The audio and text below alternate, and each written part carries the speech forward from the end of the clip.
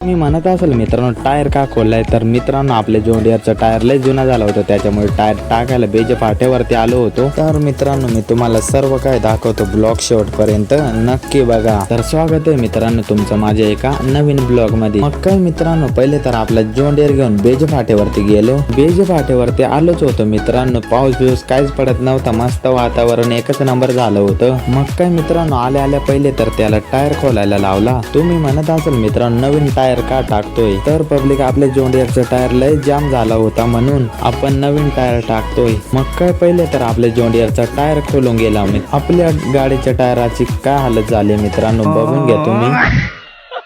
आपल्या टायराचं काम चालू होतं खोलायचं मित्रांनो, तेवढ्या ती स्कूटर मध्ये झाले मित्रांनो। आपल्या स्कूटरवाल्याचं काम करून मित्रांनो लगेच आपल्या जॉन डिअरच्या चाकाचं काम चालू केलं होतं, नवीन टायर टाकायचं काम चालू होतं। टायर तर मस्त पैकी बसवलाय मित्रांनो, ट्यूब चेक करायचं काम चालू होतं।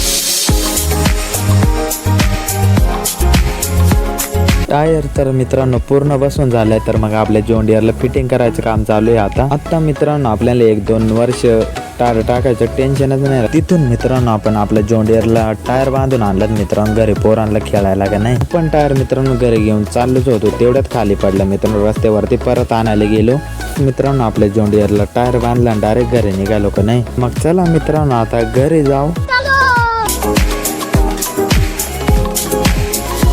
मित्रांनो आपला ब्लॉग कसा होता तुम्ही कमेंट मध्ये नक्की सांगा। आपल्या चॅनलवरती नवीन असाल तर प्लीज सबस्क्राईब करून घ्या। तर मग चला मित्रांनो भेटू नेक्स्ट ब्लॉग मध्ये।